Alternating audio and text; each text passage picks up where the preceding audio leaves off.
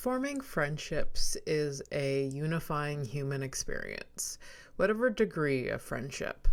I remember my first real best friend very vividly. The ones in elementary school were semi-fake. They were best friends out of proximity and convenience, to be honest. With my first real best friend, there was a connection that I still can't explain. It was like falling in love, but slower and sometimes deeper. That is why friend breakups hurt so fucking much. I've had a couple of friend breakups and I still feel vulnerable when I think about them. My current best friend I met about 7 years ago. We all know him, Fernando. And he is one of the reasons why I am speaking into a microphone today. He is my biggest supporter. He is, without a doubt, the deepest friendship I have ever had. And I am just so lucky to have him. It's a cliche to say, but he's my ride or die. We can have convos without speaking full sentences. He knows how I'm feeling before I need to say anything. I wish everyone a relationship like this. Some of the greatest friendships I've developed has been through pursuing stand-up comedy. Maybe it's the trauma bonding experience that we all have together while doing what we do, but I am sure some of these dudes and gals and whoever are in my life forever.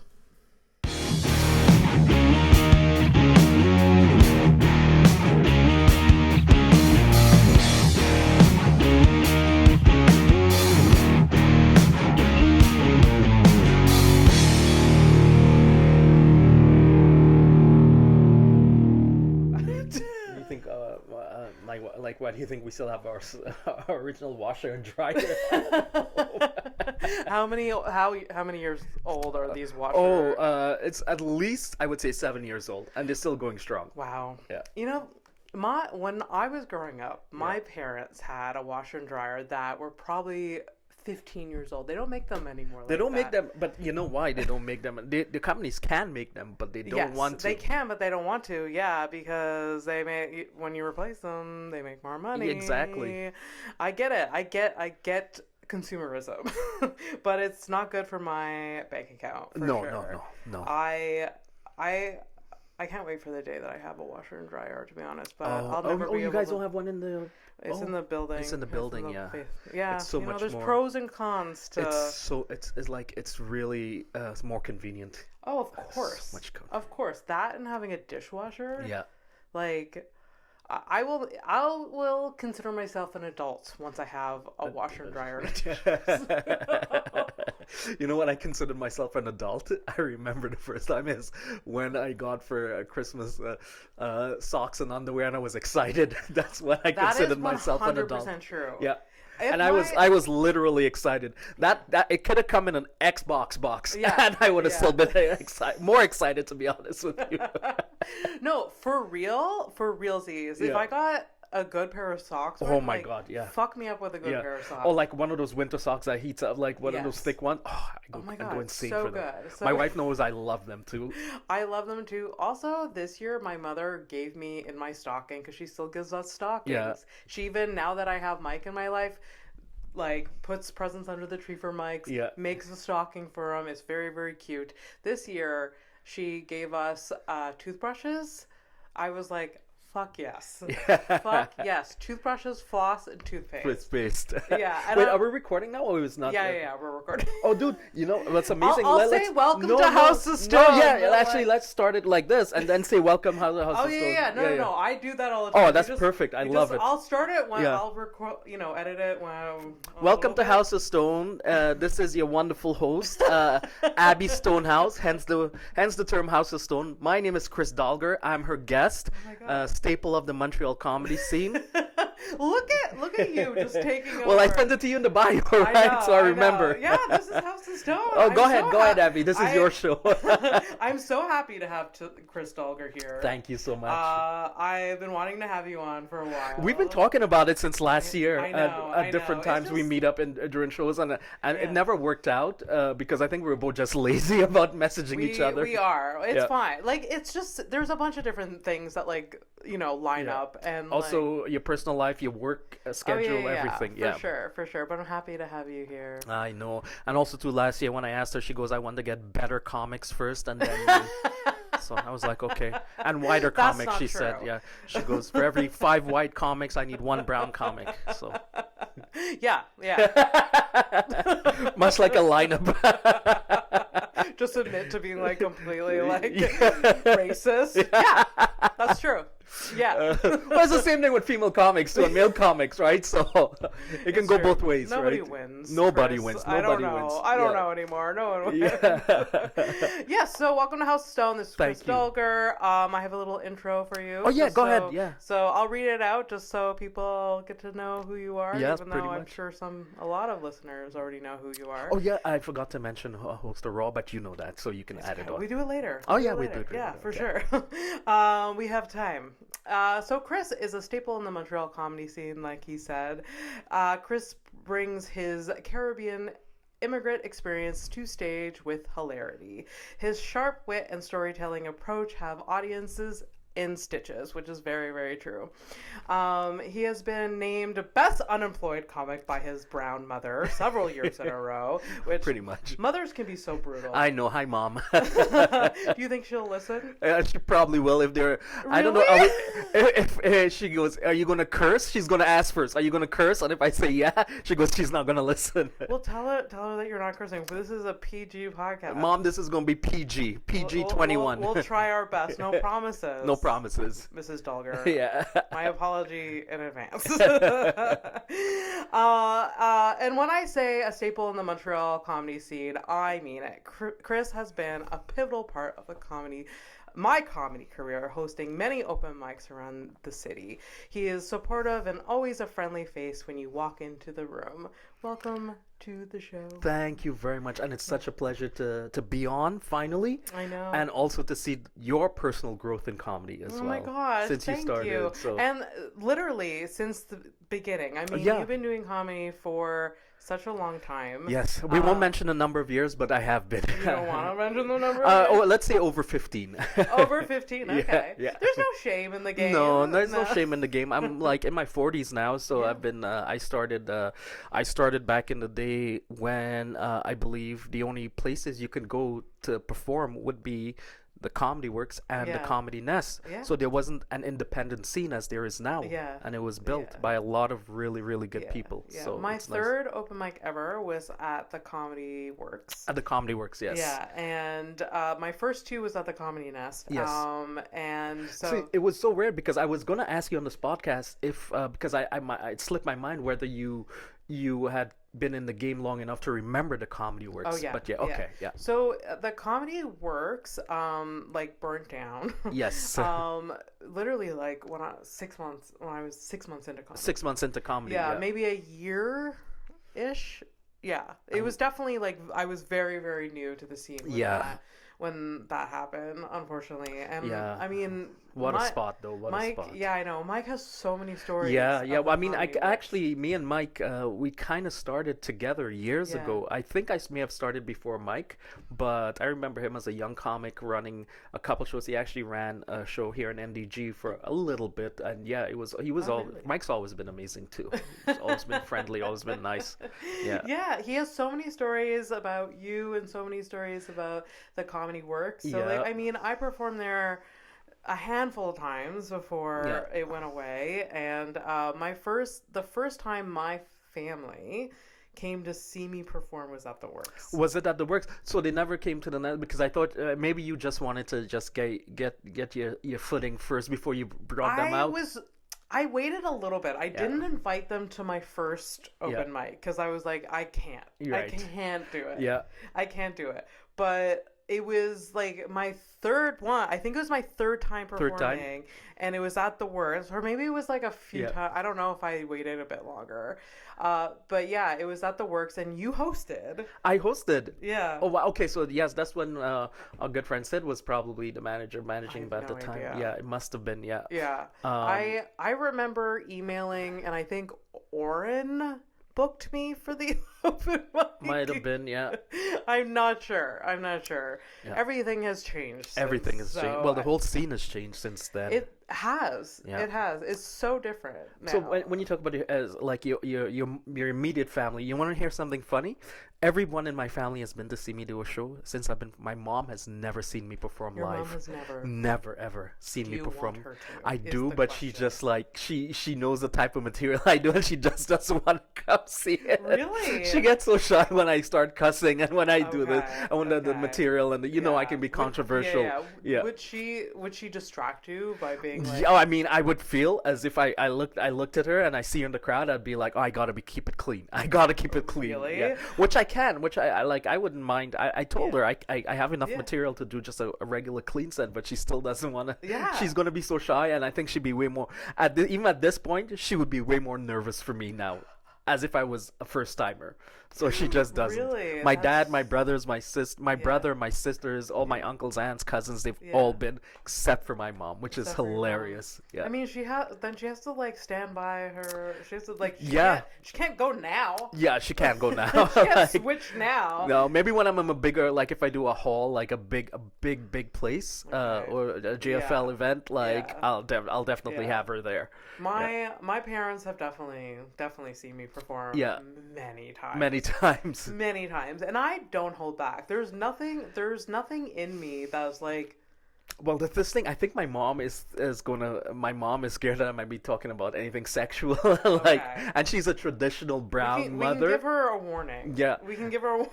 Yeah. She's had 5 kids, and she still tries to convince me she's still a virgin, kind of a thing. So, So like, okay.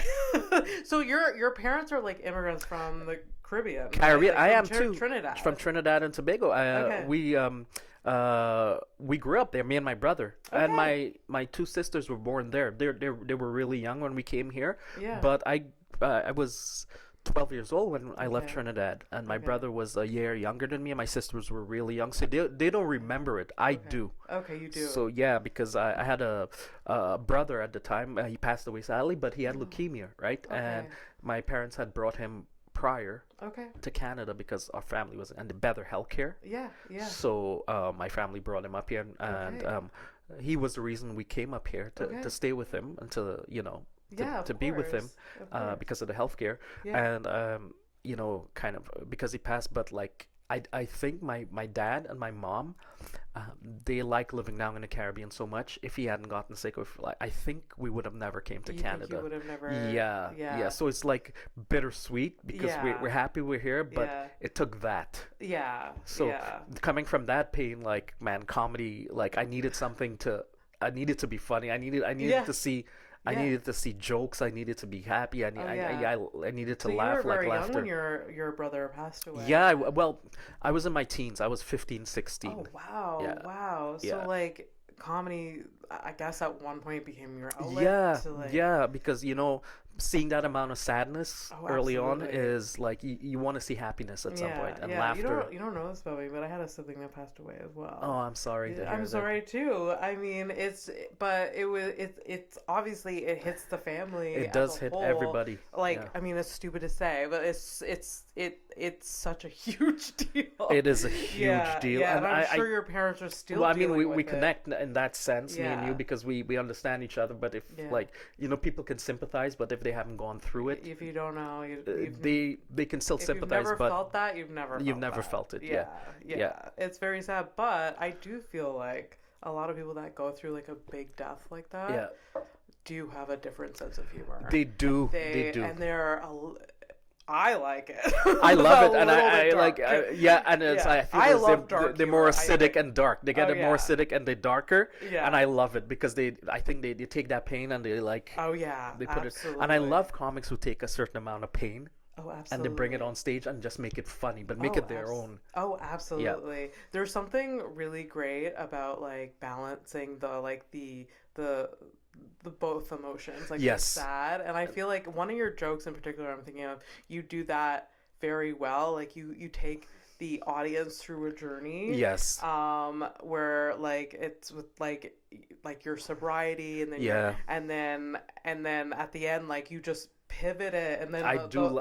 the audience is just like it just this huge relief They're with me, and then with they're like, you, and then and this then the huge punchline hits. relief. And I love jokes like that where I bring them on a kind of a Yeah, journey, but they never see the punchline coming. They never, yeah, and it's like, yeah. They're in and they're it like, with you, this yeah, emotional journey, yeah, and then like they almost forget that you're at like a comedy show, yes. And maybe, that was my goal or writing the they joke. remember and they're Yeah, like, "Where is this going? What's yeah. this fun?" And then they're like, "Oh my god, That was yeah, my joke. That was my actual goal writing the joke, and see yeah, how much yeah, yeah." I can bring them to a point of like forgetting they're at the show, Mm-hmm. and then hit them with the punchline and be like, Yeah, oh my god, this is what. yeah.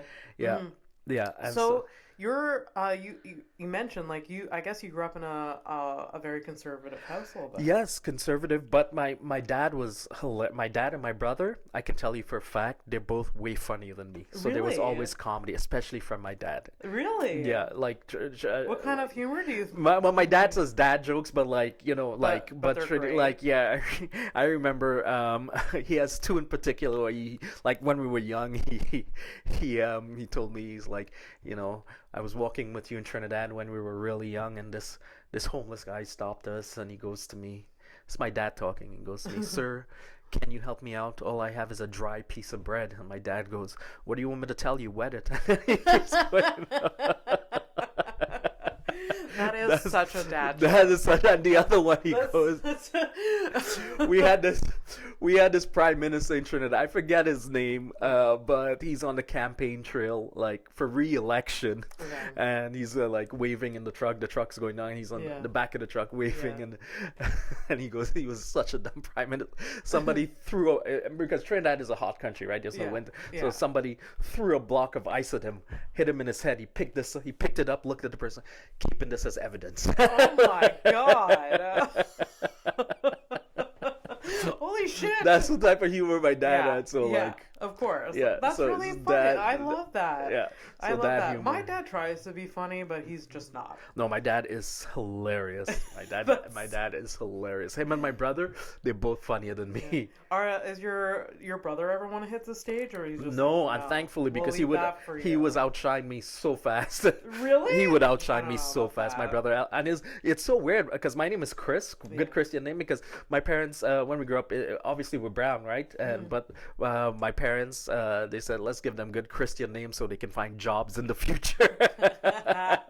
So I'm Chris. Yeah. My two sisters, Amanda and Samantha, Okay. and then my brother, on the left field, Elvis, which is weird. Elvis? Elvis, yes. For real? Yeah, but my dad is an Elvis fan, and I think My dad was an Elvis fan. I too. think That's my so I think weird. when I was born, my dad wanted to name me Elvis, but like That's a they were good they were like name. nah, and then he was like, okay, if I have a Well, we second, have to. if I have another son, he's gonna be named Elvis. No, but I can't picture him as anyone else but an Elvis. Yeah. Oh yeah. So yeah. It's a good name. Yeah. I feel like And he that comes to name the shows a lot. He comes to some of the shows, and he like, yeah, and he's so funny, man. I'm surprised I've never met him. You're probably Elvis. gonna meet him at some point. And with Okay. my sisters, yeah. Okay. Yeah. That's so And they're very cool. supportive, all of them. Because remember, with an immigrant family, especially with a mom and dad, they want to see you doing well and stuff. Oh, And yeah, of when you start course. comedy, it's not in their wheelhouse, right? Remember, traditional immigrant families are any artistic Absolutely. endeavor is not our Absolutely. thing. You hear that a lot with immigrant families. But I feel like comedy in general, like even me, I don't even understand the journey that we're Yeah, well, that it's a we personal take. journey. It's a personal journey. So like explaining it to my parents, my dad's a tradesman, my mother was a dental hygienist. Yeah. Like, I don't know how to describe how I make money to But that's the thing, and like Yeah. as my parents, it took years for them to kind of Yeah. come around and accept it. Yeah. My siblings did already. The younger generation in my family, my cousins, they accepted. Even my aunts and uncle, the younger ones, they immediately accepted it. I mean, Oh yeah, they never yeah. thought You about understand pursuing it. more. Yeah, Like if you grew up here, Yeah. if you're just like in tune, like now Yeah. with like the social media or like Netflix, you're like, oh, these Yeah. people make a career out of it. yeah, It's not like, I mean, 20 years ago, even, or like 30 years ago, it wasn't like, oh, I'm gonna be an actor. Like, oh, Right. I see that people act and make Yeah. living. Stand-up comedy was not like the very popular art. Now it is it a is. popular Yeah, art. and I It's remember a- being in high school, yeah. and this is way before the internet and way before Netflix, and we had all these choices. Yeah. They were just cable, the big channels, NBC, ABC. Mm-hmm. And remember, I'd wait up every night to see either the Late Show with David Letterman or the Tonight Show with Jay Leno, Yeah. because at the end of every show they would either have a musical act Or a stand-up. or comedian. stand-up, and I Yes. will always hope between those Yeah. two shows Yeah. there would be no matter who the stand-up might not have, I just wanted to see a stand-up. Oh, yeah. And this is in high school, and be like, why am I so interested in watching instead of a musical act? It's so intriguing. Yeah. Especially when I was in high school too. Like, I grew up in a small rural town too, so like I didn't understand what stand-up Like in comedy- Quebec or In Quebec, yeah. in Quebec. Yeah, so I wasn't exposed to much like stand-up comedy. When I got older, obviously I was, but it was very intriguing. Like, and also on like CBC once in a while you would You would like, see CBC. yeah, I stand-up remember. specials, and Yeah. you're just like, it's very intriguing. Yeah. But I used to love late night shows. Yes. Letterman was my favorite. Letterman was my along favorite with too. Conan, Yes. like, Yeah. I wasn't a big fan of Jay Leno.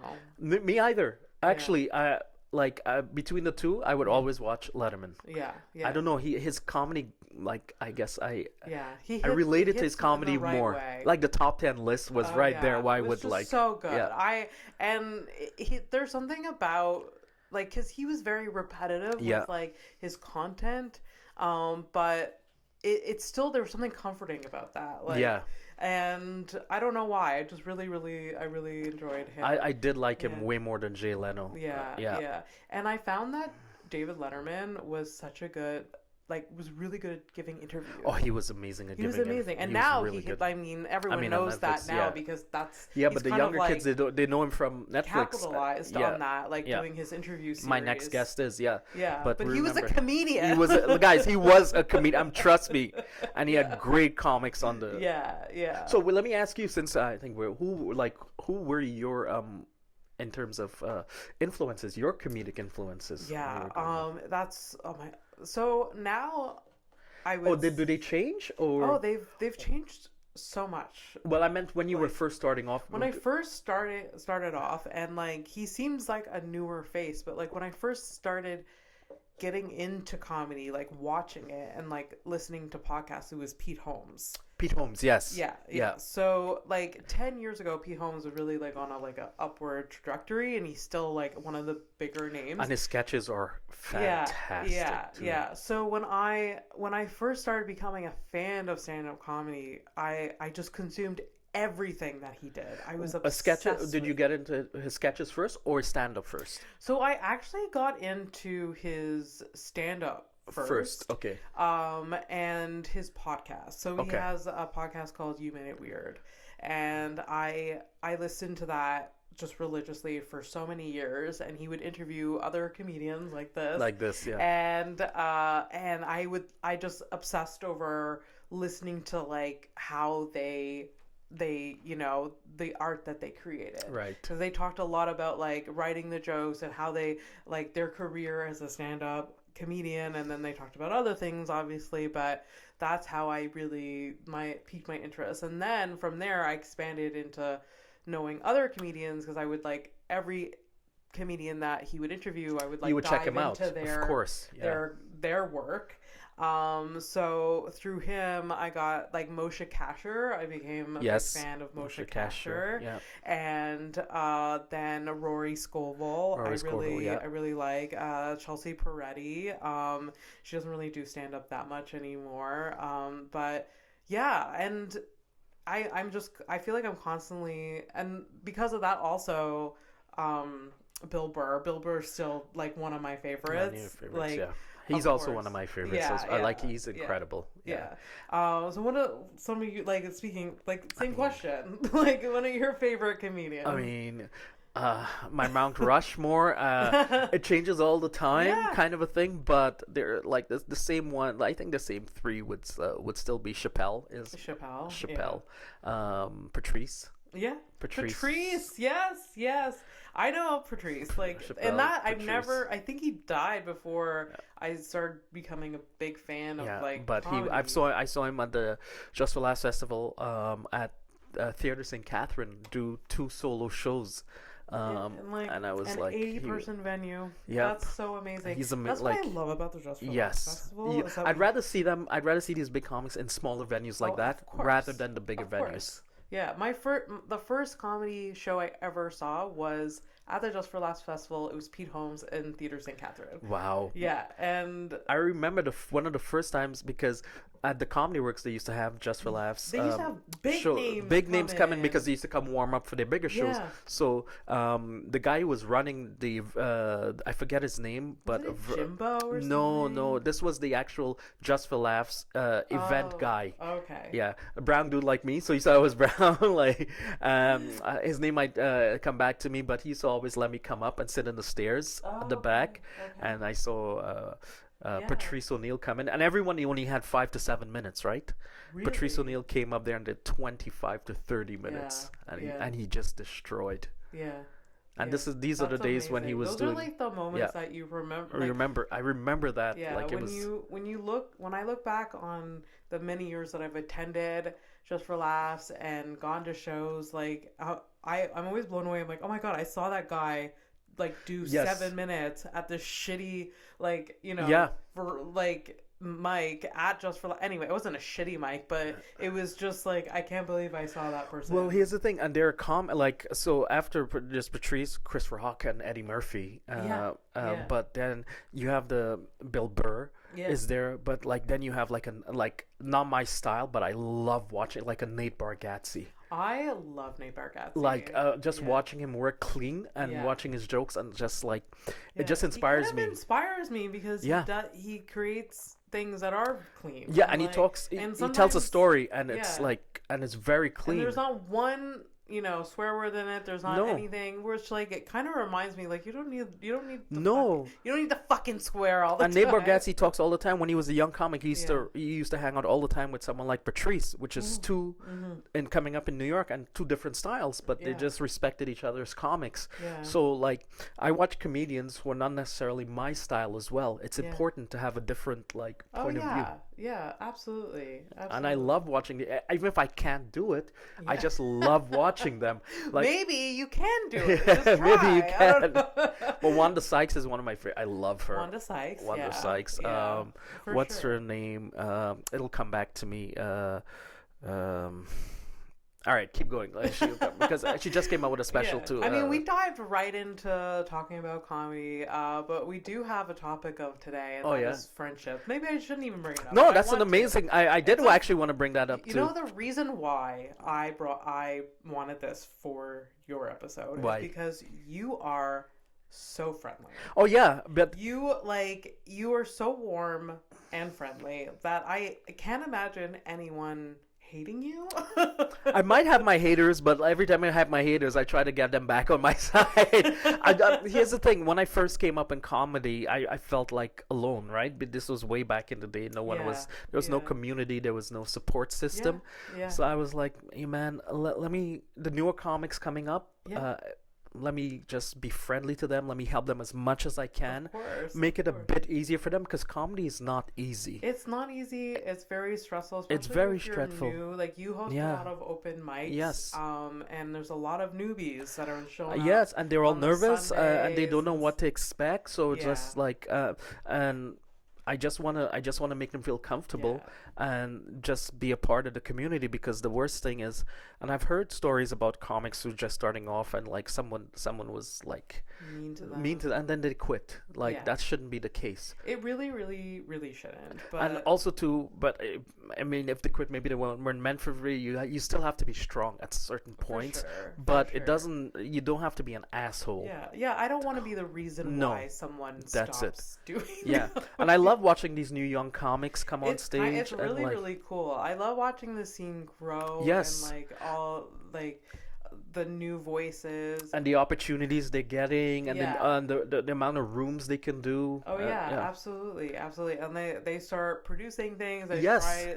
new Yeah. shit out. It's really, this is what the scene should be about. This It's is what like, it should be, and yeah. like for them to have the confidence to start their own room Yeah. or start a podcast or Yeah. be like, okay, let me try this out. So Yeah. I love helping them out. I love Yeah. supporting them. Yeah. And I don't want like it's like I don't want anything back, because Yeah. friendships, because I didn't have that when I was coming up, and the Yeah. first person like I saw like and it was because he was my color too, but the first person I saw that was like, wow, I can do is Sugar Sammy when he Oh, was right. first coming up. Right. Yeah. When he yeah. was first coming up, and Yeah. he was It so was, like, supportive. Similar times that like Yeah. you and Sugar Sammy came up, right? Like he started. He around started the before me. Okay. He started okay. before me. Yeah.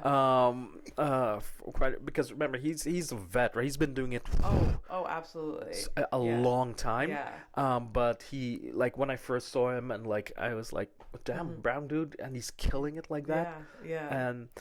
And then he was really supportive. Yeah. And then at some point, He's still supportive when he shows up. He's every very, time he he's takes very the time to talk friendly. to the young comics. Yeah, he's very friendly and nice and like never like No, standoffish. No, because- I mean, maybe I have some because people nobody have was had there that to help him. experience, but Nobody was there to help him. Yeah, yeah. And he The did it scene was all in so his own. small, though, It back was so then, small, but I think it was too. cliquey as well. Yeah. And like just being Sammy being one of the only minorities there too, Yeah. he had to kind of fight for his space and fight Yeah. for his spot. So, and which he Yeah. did, Yeah. because he's funny, and Yeah. he proved it on stage, Yeah. and he built his audience. And then his brother came along, Sid Kular. Sid, what's up? Shout out. Shout out to You think Sid. Sid will listen? Hi, Sid. Yeah, Sid will definitely listen. 'Cause Really? yeah. Hi, Sid. Hi, Sid. Sid, You're a busy man. What are you doing listening? I'm kidding. but he lives really far, so in his car he can It's probably true, listen it's to it. true. Then why aren't you listening? then? Well, Go is back and this listen is- to all the other episodes. I'll tell him to listen to this one, because he lives about a 45-minute drive I from know, Montreal, I so he can't can believe he definitely. commutes He every does it day. every day. That's commitment. Yeah. Nobody else. He's like, nah, get away from the wife and kids. I'm kidding. He loves them, but Oh, I know. Yeah, yeah. when he so he's been the biggest help for me personally. Yeah. And he's a producer.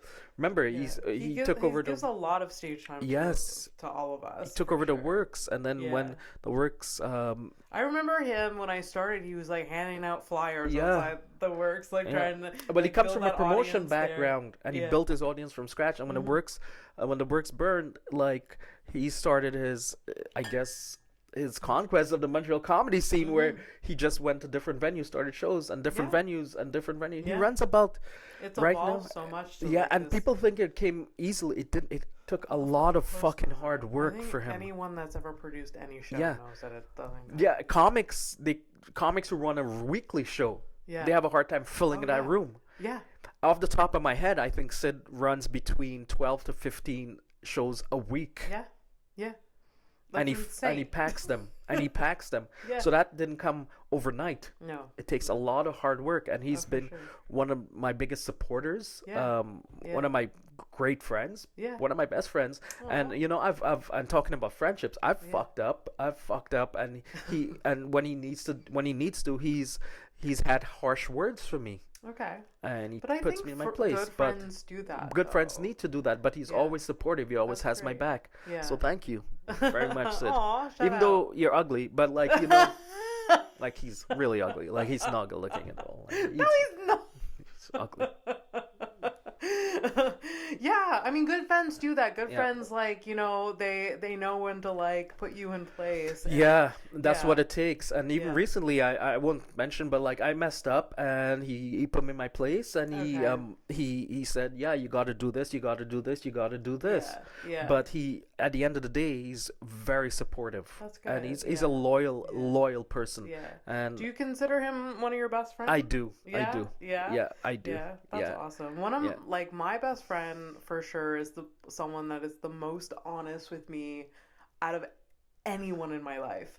But he is the most supportive of me over like, and I've never felt love like that in my Is life. he a comic or is he? He's comic adjacent. He's I comic would say. adjacent. Is this the one you do the Have you podcast met? with? Yeah, have you met Fernando? I may have met Fernando. I may. He hovers around the. He hovers He hovers hovers around. Like you make it sound so creepy.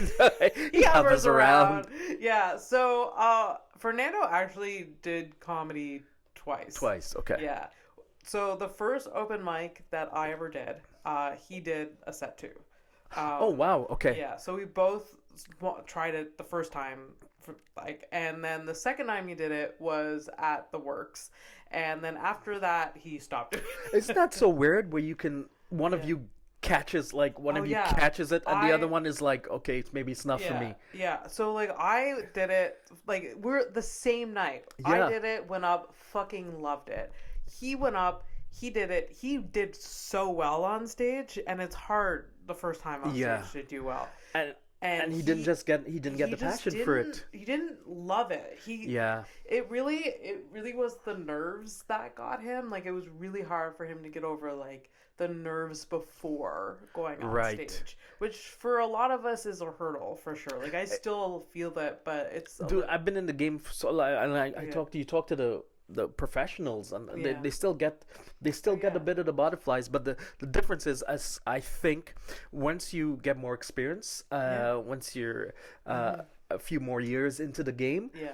the new jokes you come up with, the new ideas, you have a bit more experience. You know exactly how to word them, you know how to Yeah. write them, you know Yeah. where the punchline should go, Oh, for sure. you know For how sure. to edit it properly. Yeah, so it's less intimidating. It is lot less intimidating, but there's still something to be said about So hard. working so hard on a new joke, and it falls flat, and you feel It like, oh my god, hurts. you motherfuckers killed my baby. Like Yeah, right yeah, now, it hurts. you I just birthed strangled my this. baby right now. I birthed this out of my Yeah. womb, And you this guys is what just- you have for me. Yep, and that's it. Yeah. Like it's yeah, like it's really really hard. I get so nervous when I'm trying new material out, but and I think if the nerves went away, I wouldn't have the drive anymore because like it's like the nerves, You and then need you that. get on stage, and then you get such a high after for like succeeding, and then you get off stage and you feel great. well, also too, I remember years ago, I can't remember the name of the comic who told me, but it was like,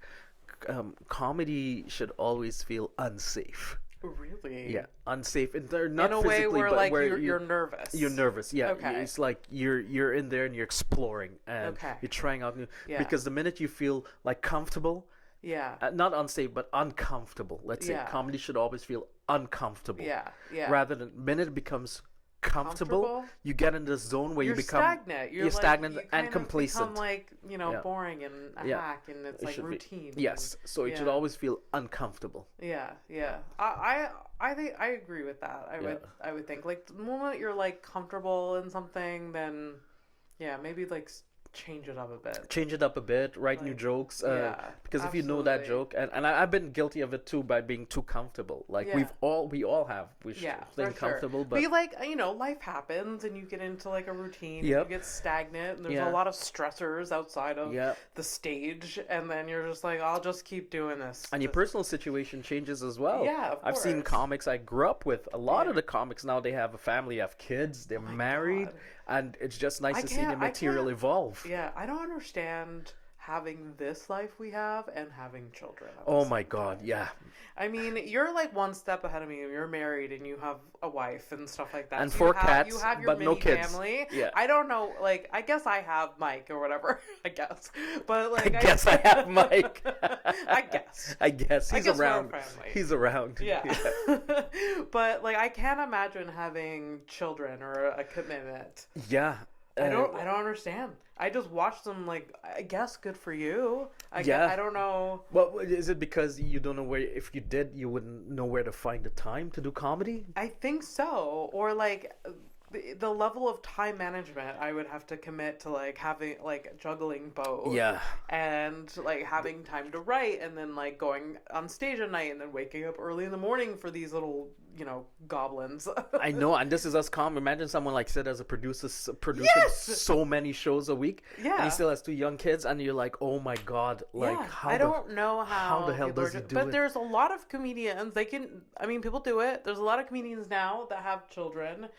I don't know. I don't even have a cat. I don't even know. know. Like, you know what? I don't have kids, but like a lot of the comics I came up with, like Rodney, for example. Yeah, Rodney Ramsey, that's true. he has kids, and he's still also too a big thing.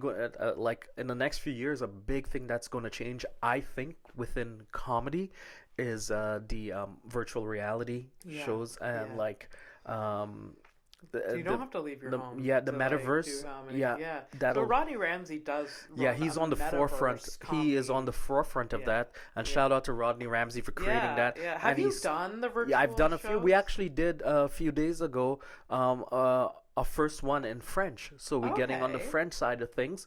But Rodney's been on the forefront of that for years. Oh yeah, since the pandemic. Since so he started even Zoom before the shows and then, pandemic, like, the yeah, VR. he was always talking about it. He saw where this is He's going. a little tech nerd. That's why. That's it. But like, imagine having people, and that's the thing. You don't like being a comic in the metaverse because the crowd can be from anywhere in the world. Oh, of course. And it forces you to be more more general rather than local specific. Which is good because that material can work anywhere. Yeah, which is really good. Because even when I go to like Toronto, it surprised me how much I'm like, oh, I have to adjust the joke, and I didn't even think about, like, this is kind of a local joke. Yeah, exactly. I've done the Zoom shows with him, but I've never done the VR shows, because I've never even put one of those headphones. You haven't? On. No, I have not. Well, because I started working with Rodney now, you'll have the chance because over the Christmas period, I bought 2 of them. So really, with the goal, in terms talking about being friendly, with the goal of if any comic would like to come grab one of mine, that would be awesome. Yeah, so any comic out there, if you'd like to do a show in VR, obviously Rodney's the one, and and there's open mics and there are book shows. But if you want to try it out, I do have an extra one. That's amazing. Yeah. That's amazing. And Miriam Khan has been has been hyping them up, and too. she's been hyping them up as well, and she's involved in it as well. It's kind of intimidating because it's like people tune in from around the world. But here's the thing: a lot of them they kind of want to know where you're from too, and like Montreal, and like, but you can't really do if you want to do local things, you gotta make it more general. Oh, for sure. Yeah, it's like if I have to talk about if I have to talk about, let's say, NDG being a trendy neighborhood, I'll be like, you just switch it up by saying, oh, I'm sure you guys have a trendy neighborhood in your city. Ours is called NDG. Yeah, that's it. Yeah, absolutely. So how are the audience different between? Well, they're more international.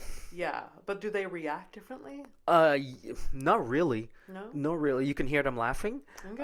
But the avatars, they can send thumbs up or they can send confetti or anything else. That's really funny. Yeah, it's hilarious. What is like me as the comedian? What am I seeing? You're seeing the avatars. You're seeing them in cartoons, so they pick each their own avatar. Really? Yeah. Is it like a screen like Zoom, where it's just like a bunch of different? No. You're like in a 3D theater. That's comedy club. And you can see them, each of them, and like you can talk to them, and you see their names and everything. So cool. It's insane. It's insane how nice it is. So cool. So have you ever run into anything while you're like have them on and performing? My cat attacked me the last time. Really? He jumped on the homie jumped on my balls, and I was like, no, because you can't see anything. So then I'm the fattest one out of the 4. He jumped right on my balls. No, I was like, God damn. You have to like. Yeah, I had to. That contained. No, I was like, but because they. Just jumped on me. Well, everybody knows you're performing from home. Yeah. Right, so Of you just course. tell them like, "Oh, I'm so sorry, my cat just That's jumped." so funny. So you make it a part of the show as Yeah. well. Yeah. Yeah. Yeah. You Did mean you? you do a lot of Zoom shows during the pandemic? No, I didn't do. No. I think I maybe did one, but I can't remember if I did Okay. one. But Okay. I the I the 3D shows, the metaverse shows are way better than the Zoom shows Yeah. because Zoom shows I are can 2D. imagine it's more It's more interactive. interactive. Yeah. For Zoom shows, a lot of people would just mute themselves. A lot of and people turn would off their mute themselves. cameras. Yeah. Like, this is such a good vibe. Yeah. But it was kind of like there was something kind of cool about the Zoom show, even though I don't want them back. I don't. But No, but also too, it just was born out of a necessity. it was for So- sure. But there was something cool about it because with Rodney's like Zoom shows, Yeah. I got to meet other comedians from like Toronto and around. Well, of course, and make contacts, Yeah, and which is make a big contact. thing. Yeah, and like I would just use it as an opportunity to try new jokes out because like the ones that I mean, some of them were more pro, like Right. Saturday shows, but most of them were like a Wednesday, and I was like, okay, let's just keep sharp. Let's start like try new material. Of course, but you need to do Yeah. that. Also, too, I always tell myself, even trying out new jokes. So when I was a bit younger, I would be like, Yeah. these people who are not laughing, chances are, I will never ever run into them ever again in my It's life. true. So I'm like, 100%. yeah. 100%. Oh, then I'd had myself. I was like, you're the problem. It's not my joke. It's you. Anything to just make me feel better. Oh, absolutely. 'Cause we all have always do egos. that. You know, those jokes are good. It was the audience that was Yeah, bad. it was the even audience, though you're yeah, like, yeah. no, those I need to do better. I need to do it, but that's what Sid tells me Sid tells us all the time. He goes, "It's not the audience, it's you. You do, no matter how bad or good, it's up to you." Again, a good friend will do that. Yes. Like, Fernando will come to a show and like he's seen some jokes like from the little sparkle from the beginning. Right. I've like tested them out on Yeah. him, and they'll grow and get really good. He'll see me do really well with a specific joke, Yeah. and then he'll see me go to an open mic and try it out in a different way, and it fucking falls flat. Yeah. And he's just like, dude, what are you doing? Yeah, but he knows you so well. He probably Yeah. figures out you need to do it this other way. Yeah, exactly. And speaking of friendships, I would be remiss if I did not give a shout out to my wonderful wife, who's always been there to support. Yes. Hi, Elodie. I love you, baby. Hi, Elodie. And obviously she. What a delightful human Yes, being and your wife she is. works. I do host a show every Sunday at Brass Door Pub called Raw Comedy. You see there, rocking hat, hence the the toque, or the beanie, as they say in the U.S. Beanie toque Toque is very Canadian. Is very Canadian. What did they say? The hat, the hat. knitted cap. So it's at Brass Door Pub on Crescent Street in Montreal. So I do host every Sunday there. It's kind of an open mic where new comics get a chance to do their sure. thing, and my wife happens to work there. Yeah. So she knows all my jokes, Yeah. and she gets tired of them sometimes. But she will tell me, okay, you need to do it. Last time you did it this way, Yeah. and it was better That's this good. way. Yeah, And yeah. this week you did it this way, and she can tell. She knows my Oh, jokes. for sure. She's also listens to a lot of comedy. She does listen to a lot of because comedy. of working at that venue. Yeah, at the venue. Yeah. Yeah. So like you get I find it's interesting like dating a comedian now. Like Yeah. and like being friends with comedians. Like you have a certain language about That's what it. we do. Exactly. Where like I don't have many friends outside of comedy. And Me- like that's- I feel you like know my what? comedy friends I have a deeper connection. Well, with. we do have a deeper connection, Yeah. and I don't have to, but you still. I'm telling you, just for experiences and just for not even experiences, just to keep more grounded, you do need to get more friends outside of comedy know. because comedians are insane. Comedians are insane. They are insane. In the best and worst way. Yeah. Oh yeah. Sometimes I went to a show and this one of the comedians that we perform with, Troy, he was like, "Oh, I had brunch with some Yeah. friends that aren't comedians, like, oh, you have those? Yeah. Seriously. No, I mean, I have like friends. I mean, they're actually like my family members. Well, yeah. Yeah, that I mean, I consider them my friends because we grew up together and we're about the same age. Yeah. So they're my non-comedian friends. But yeah, there's such a connection between like Comics. comedian, My comics. my best friend Morgan O'Shea. He's Morgan. yeah. Shout out to Morgan. Yes, I don't know if Yeah. you've ever had him on, but he's gonna haven't had be him an on yet. amazing interview, and he's actually talking about kids. He's a dad now. He has He a kid. is a dad now. It's So and he has to figure out like find the time and Yeah. like do Yeah. all that. Yeah. So he's one of my best friends. But I also have one of my best friends, Kate and Carly, two ladies who are not comedians. Okay. And they keep me more grounded. But here's the thing: the analogy is like a comedian friend of yours. Like if you're walking down the street with a comedian friend and you find a bag of meth on the side of the road, your comedian friend would be like, sometimes we just gotta do meth. It's for the bit. Yeah. It's for the plot. Yeah. And your other friend, not in Non-comedian comedy, friends. would be like, no. Yeah. Throw this in the garbage.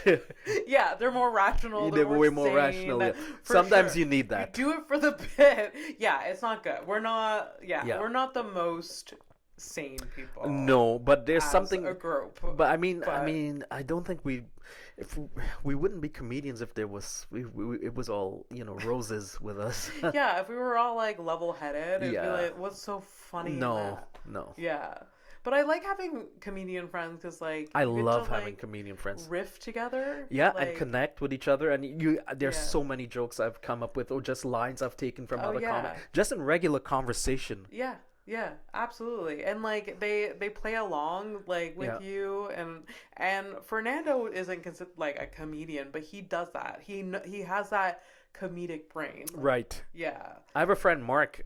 He's never done comedy, but he has that comedic brain, and he Okay. gives me Yeah. like ideas and stuff, and like it's nice to see like Yeah. but then you're like, oh my, then you at some point you're laying in the back of your mind, thank God you never did comedy, because you would kill everybody. The more the merrier, Yeah. though. The more the merrier. Yeah. But no, I get it. Just like, no, you stay away from my world. Yeah, exactly. You stay in your lane. But when you're a comic and you hear people in the crowd say, "Oh, you would love my friend," but it's not that simple. Everybody, like, it really isn't. it's like when you're on the stage and the spotlight hits you. That's when you realize, oh, okay, Oh yeah.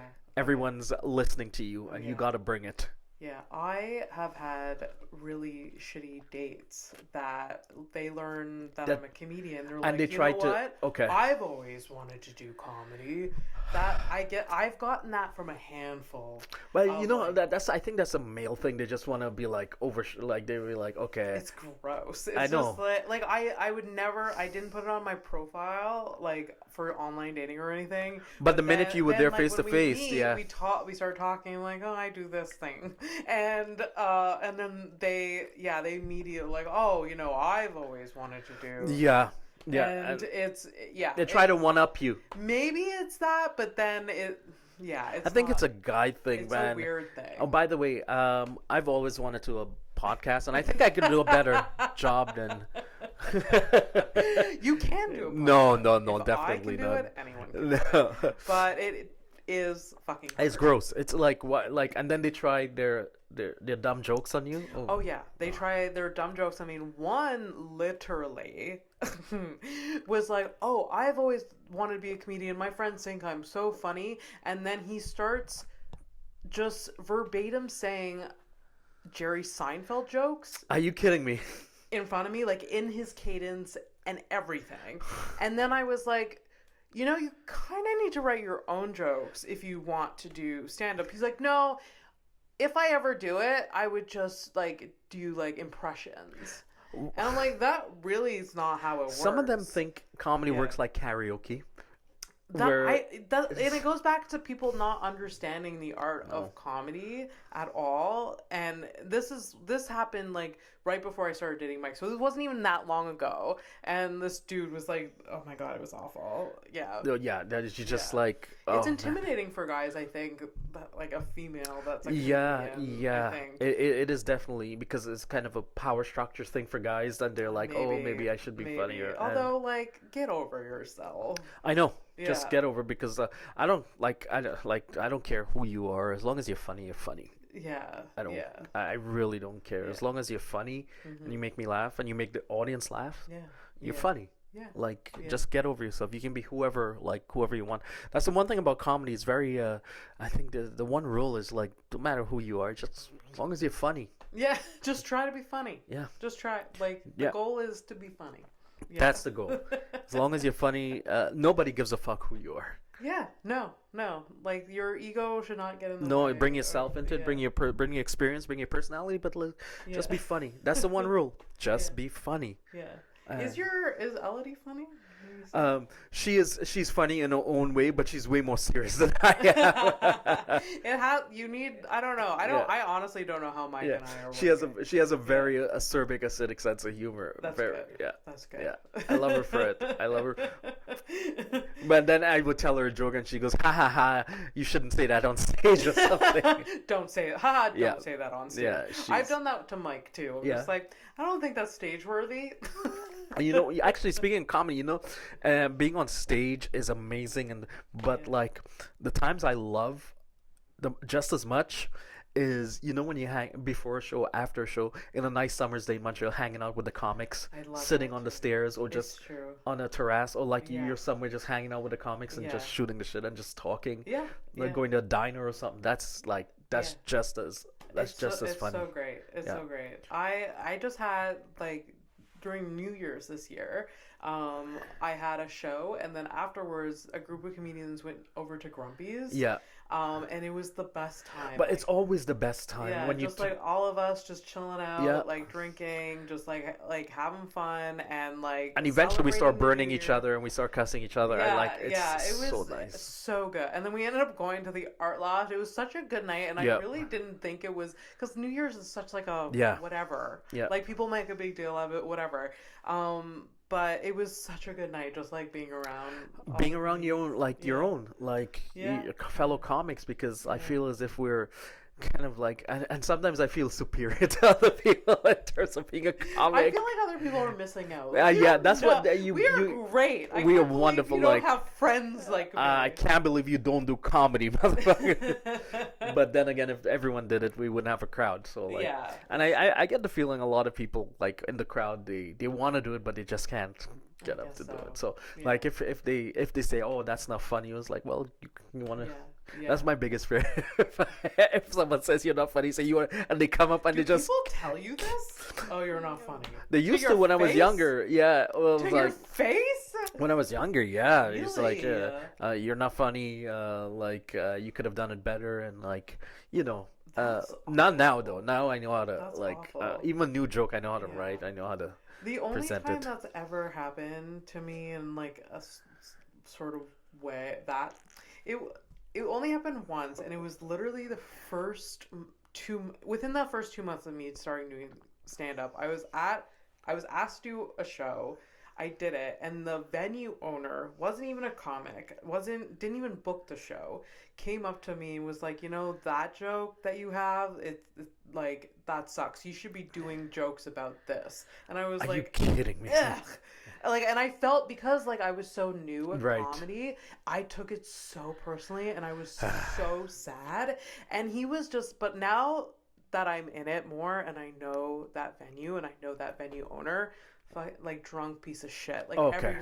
everyone hates him. Right. And but when you're new at comedy, I guess he saw someone that, like, weak and vulnerable. in a Right. Well, way. that's they take advantage of that. Yeah, Like, and I was like, I remember like calling like my friend, like calling Fernando, and being like, this happened, and I feel so like, and he's like, he was so mad, and like I was just so upset. But now, like if someone did that to me now, I'd be like, shut the fuck up. Like you Power don't. dynamics, right? Power dynamics Yeah, when you're yeah. younger, and you're like you want to Especially with, please like, everybody, and you're like old 50-year-old dude. well that also smell like and when you're young whiskey. you don't know, you don't even Yeah. know if they have like it was like if they can affect your career at some point, and Exactly, you and never so know. you just shut up and Yeah. take it. That's why like when new comedians are on the scene, like you have to be nice to them. 'Cause Yes. they're so nervous and they don't know. Well, yeah, they don't and- want to burn any bridges because And they're very nervous. They're extremely nervous. So you be try to friendly with them. friendly, like, support them, and if you're the Yeah. host, really, give them a really good intro. oh, Give yeah, them a really good for intro. sure. Try not to say this new person. No, so it's kind of new on the scene. Maybe his or her fourth, fifth time. Yeah. Like, give them a round of Yeah, applause. Like, I yeah. always try to do that at Raw Comedy. Just, Yeah. hype them up way more than the other acts who've done it a few years of stuff. Like, let them know that they're welcome back. For sure. And, like when you obviously, more times than not, you won't do. Like Yeah. you probably, I mean, you'll do well if you bring on a ton of your friends, but like Yeah. more times than not, you Yeah. won't do. You're still trying to figure it You're out. still trying to figure out yourself. Yeah. It takes years to figure out who you for are, sure. to find your voice. A lot of the times you're doing an impression of a comic who influenced you. Yeah, it's true. Yeah. Do you remember your first set ever? I do. I don't remember. What was the one joke? I can't You know remember. where it was? I was Where at the it Comedy Works. Oh, Yes. Comedy Works? Okay. Yeah. Okay. My aunt was there. Her friend. It was the only two I invited. Auntie was there. My Aunt Judy was there, yes, because she was the only one I felt comfortable telling. She was the aunt I was close to, Okay. and she was younger Okay. of the siblings of the aunts and uncles. She was the youngest, and Okay. and she brought a friend, and and I had 5 minutes. I think I did 3. Because you practice it. Oh yeah, You practice it so long, don't and, have concept and then of you speed up. time. No. When you're new, there's some comedians that think they can fit 10 minutes into a 5-minute set, and then Yeah. they're very wrong, and they're getting like lit off stage. Like, Oh yeah, now music is now I'm starting. getting light all the time. Get the fuck off stage. Yeah, You're yeah, you're going too long. yeah. You're going too long. I was like, all right, yes, I gotta bring up the axe. But it's fun. Like hosting is it works a different muscle than Oh, if you're doing a set. is. And it's And- hard. And if I can recommend like to the younger comics there, like get into hosting, start hosting, sure. and it's hard and you'll struggle and but it makes you a better comedian. It makes you. There's more like improv. There's like, more improv. that There's more. brain Yeah, is exactly. going. That part of your brain that does crowd work and just improv and like then, coming like up. switching from talking crowd work to your material and back and forth. That's too. right. Yeah. And what like one trick I like when I first started, I remember talking to the crowd, but I'd have a prepared joke, so I'd ask them a question that led to the joke. Oh yes, that's a good trick. Yeah. For sure. So that's a really good trick. Ask them a question and say, okay, bring it back to your joke. Yeah. During the Just for Laughs festival, there was this year there was a show called Surrounded. Did you see that promoed? I saw wasn't Akeem in part of the crowd? It was just Akeem was and I was. Okay. That's another story. Wait, was that the one with what's his name? One of the brothers there. There was they did 6 shows or something. So they were in a circle, all the they comics. were in a circle, and it was all crowd work. And what I saw when I watched it was first of all, there was a lot of comedians that weren't very comfortable with crowd work, but But they put themselves out there. That's the thing. Yeah, I knew that they were uncomfortable, but they didn't other non-comedians wouldn't have told. I could tell, but they did that trick where they would they did crowd work that led to the joke, to a material. Yes. I'm like, there you go. I see you trying to. I think in LA, I think the show was called Without a Net or something, where I don't remember which comic, but comics used to go in and they used to give them topics. Prompts, and they would have to come up with a joke. Yeah. And if they didn't have a prepared joke about that topic, they would have to still come up with. Yeah, it's a good muscle. Surrounded, that's I remember, was it Marlon Wayans who did one of them? Yeah, he did one of them. Lil Rel hosted a bunch of them, and there was a bunch of huge name. Really? Comedians. Any ones you that got you were like you loved? I mean, The one that I was on, Rosebud Baker was on Oh it. yeah, I love her. She I is really, really. actually Amazon Prime has a. I don't know if you saw the documentary, but it follows Rosebud Baker and a few other comics. Really? For I forget the name of the doc, but it follows her and a few other comics when they were doing the New Faces in Montreal. Yeah. That's so cool. I didn't know that. Yeah, Amazon Prime. I saw it and a few other comics Yeah. doing the New Faces, and it was Okay. really good. You should check it out. I That's can't so remember the cool. name of the That's documentary. so cool. I'm just like so obsessed with stand up that I watch documentaries like that. I watched the documentary about the comedy store. Yeah. I watched like any behind the scenes podcast, everything. Like you think I'd be sick of it, but I'm not. But here's the thing, like, because we're comics Yeah. and we can talk about this, but imagine telling somebody about Yeah. that documentary who's not in You're comedy to be like, I like, don't care about I don't like. New Faces. What's can we that? can we just eat our brunch? Like, Yeah. Yeah. So that's why I love hanging out with comics because we It's get each true. other It's on that true. level. I wonder if like other lawyers hang out with like other lawyers and feel the same way. I maybe it was like, yeah, that was definitely second degree murder. Yeah. This litigation, they get it, like they can speak their own language. Yeah, where, it like, wasn't if I third degree, it at was that- second degree. There was intent, like Yeah, shit like that. If I Yeah, was probably. at that fucking brunch, I'd be like, can we talk about something else? Yeah, What pretty the much. fuck is this? Or doctors or surgeons talking about. like, did you see this abscess? Like, Yeah. No. No. Anyways, so you've been at it for a while now. Do Yes. you have a favorite comedy experience, like, or event that happened in the last few, like, 10 or whatever years that you've been doing it? Like, your favorite show, your favorite thing that's happened, My favorite thing that's happened. other than this podcast. Of Kidding. course, other than this podcast, I think one of the favorite thing is finally getting on at because the club where you first start, Yeah. you always want it's considered your home club, and so finally getting on a weekend at the Comedy Works for us is big. Yeah. Getting a weekend spot at the Comedy Works is big, and you always remember because it's your home club. So for us, a lot of us older comics, Oh, yeah. it was Yeah. either the Nest or the Works. For me, it was the Works, my home Yeah. club, and finally getting a weekend there Absolutely. and a headlining weekend Yeah. was nice. A co-headlining weekend, I should say. That's but exciting. but That's just getting so a weekend cool. like a middle or an open or like Oh, also. of course. So yeah, It's just such an a opening big deal. so it went from opening to middle Yeah. to co-headlining, but then also to hosting Yeah. on the weekend. It was big. That's one of the big things. Like, and Oh, I'll of always remember course. it. I'll Of always course. remember it because Yeah. it's your home club, Oh, of course. home city, Yeah. home club. So Yeah. that was huge for me, and was like, Yeah. okay, kind of makes you feel that you made it, Oh, of course. and that Yeah. you're part of the group, Yeah. and you're part of the crew. You're part of the comedy community. You're a comedian. Yeah, yeah, of course. Oh, just that's so loved amazing. Yeah. That's so cool. Yeah. Do you have a worst comedy moment?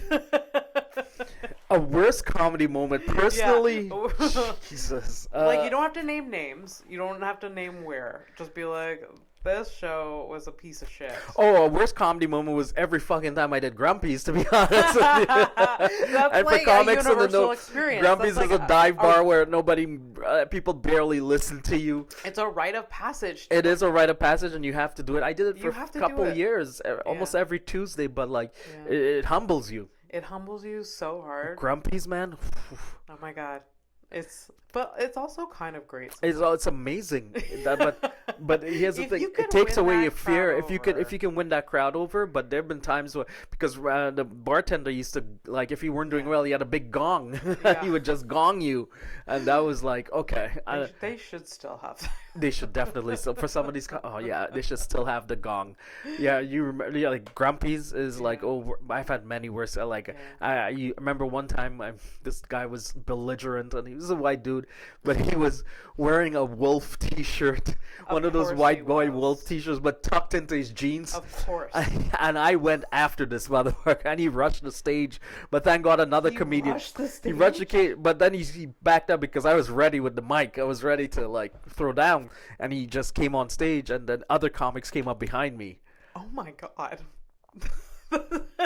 I've yet to see a fight break out. I was at like, a dude, comedy are show. you heckling me? He was heckling. I was like, Oh, dude, of motherfucker, course. you're wearing a wolf T-shirt tucked in too.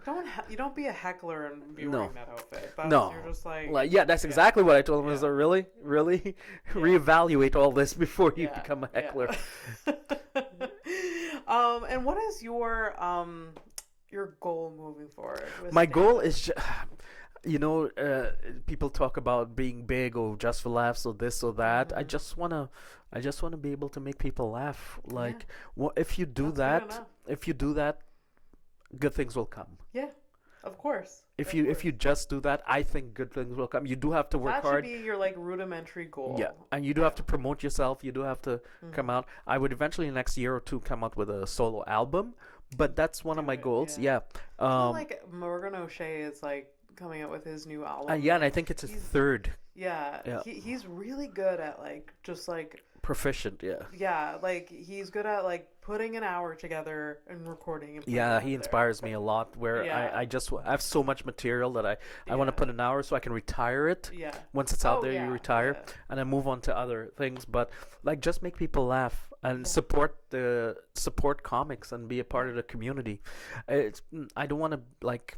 If you think bigger than, like, you have to think big, but like, if you Yeah. think bigger than that, like, sometimes Don't get bogged down No. by like the big don't thing. be Like, you envious, should don't have be that, jealous, You should have don't that. yeah, Like, put that on your vision yes, board. yeah. Have that there. Yes. Just put like, your head down and record do an the album, work. but then like you still have to day to day have Yeah. to be doing your Put your shit, head down you and know? do the work. Yeah. Yeah, exactly.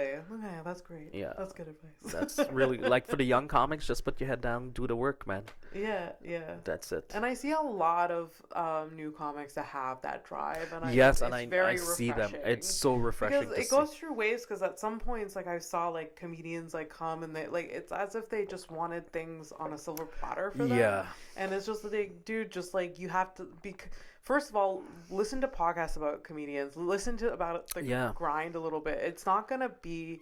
It's just yeah. It's not an easy thing, and not to like discourage anyone. Just like start writing. Like be nice to people. Like do stage Be time, respectful and eventually to it'll people. come, you know? Don't burn your bridges. Yeah. Do not burn your bridges. Be Yeah. respectful. Yeah. Put your head down and do the work. Like, if a joke doesn't work in one venue, doesn't mean it'll work. It won't work in another. You have to do it in different Of course. Yeah. crowds.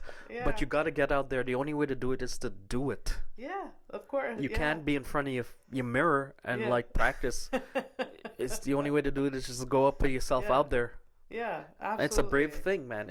Artistically, And it's a that's brave what thing. it's all about, is doing these shitty, small, Exactly. like open mics, in Yeah. the middle of winter. There's like Yeah. 5 audience members, but if you like get one of them to Yeah. laugh, you're doing it well. And you never know who those 5 people are going to be. One of them Yeah. could be a producer. One of them could be an event manager. One of them, it just Yeah. they're there to see you. They took the time to come see you. So whether it be 200 people, whether it be Yeah. 10 people, Yeah.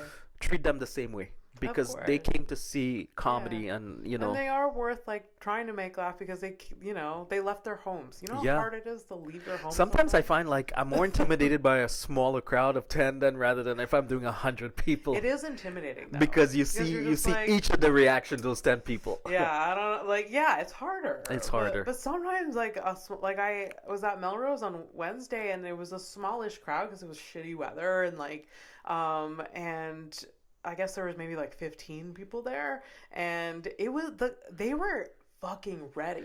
Yeah. They were ready, and they loved us. Well, and there you go.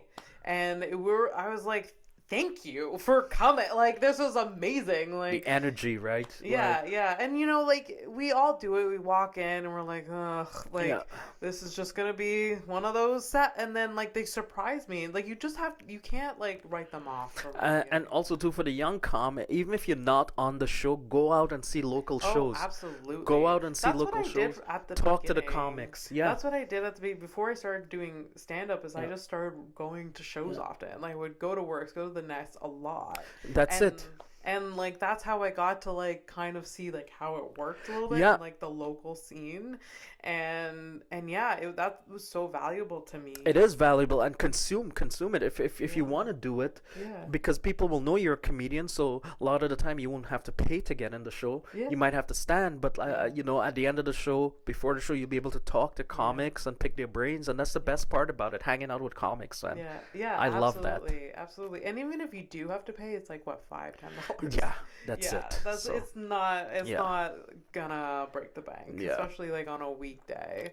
and real life piece of advice is make sure you set your life up good, where you can afford to, to live, put a roof over your head, feed yourself and stuff, because like make sure you have a solid like foundation, for sure, because that affects your comedy. If you're always worried about and stressed about, I guess, jobs or money or whatever, it affects your comedy. I mean, those things happen. Like those in my comedy career, I haven't been always like financially stable. Yeah. But so like life happens, right? Life does happen. But and like don't be hard on yourself. Well, look at us giving so much advice, Kris. I don't know. I know. I mean, we've been a few years into it. But like, yeah, like life happens. Just don't be hard on yourself. And you're like, okay, I can't do mics every night this week because I can't afford it. I have to work, or all of these things. So like it fluctuates, and you have to give yourself grace. Yeah, it comes with a lot of changes, man. Yeah, so.